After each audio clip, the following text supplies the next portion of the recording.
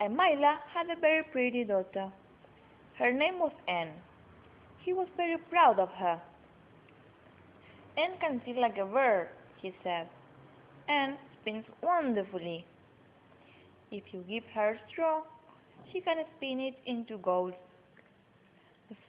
The Milo's friends listened to the proud father, and they said nothing. But a man from the palace heard him and told the king. "Bring her here," said the king. Immediately the king's men looked for Anne. Anne was totally sad, and when she met the king, he asked her to spin for him. "There is a room full of straw and a spinning wheel.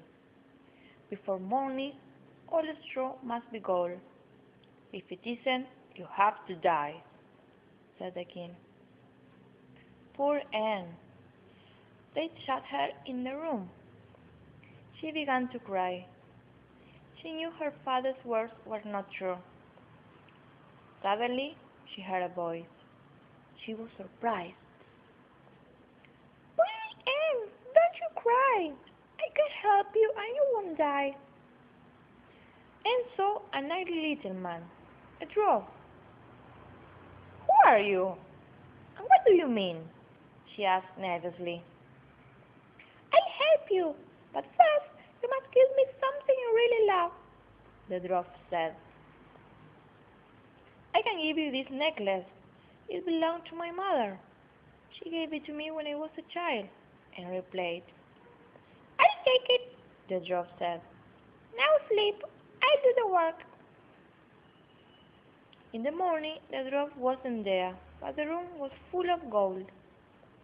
When the king saw the gold, he was glad. But he was greedy. He wanted more gold. He put Anne into a bigger room. It was again full of straw.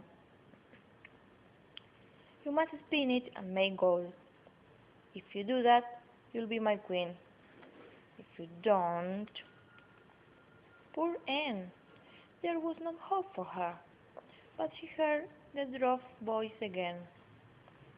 This time he said, "When you are a queen, you will have a son. You must give him to me when I come to get him." "Yes, yes," said Anne. "Please help me to spin all the straw." The next morning, when the king got into the room, he saw it was completely full of gold. He was delighted. He thought for a moment, and then he exclaimed, "Get ready for our wedding." After about a year, Queen Anne had a beautiful baby boy. One night, the king was alone with his child when a cloud came across the room. She heard some strange voices.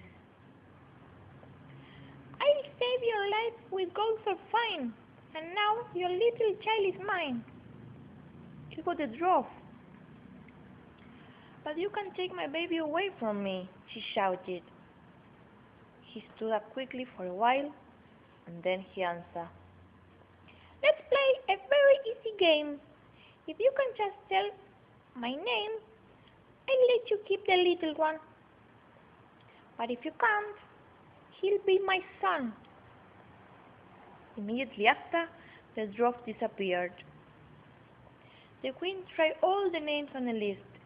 She also sent her people to every part of the country for coming back with a name. One day, a servant was riding through the woods, when all of a sudden he saw a dwarf. He was dancing and singing. "For you I made the finest wall, and now your dearest child I hold. You can never win the game, because ROMAN.mpg is my name." That night the dwarf came again. "Can you tell me what my name is?" he anxiously asked. The queen didn't say the name at once. She was panicked. And when she saw the dwarf was just going to take the baby, she yelled, "ROMAN.mpg!" The dwarf was very angry. He was so angry that he broke the floor and fell into the water below. Anne held her baby in her arms and she said, "You learn to be brave and never tell lies."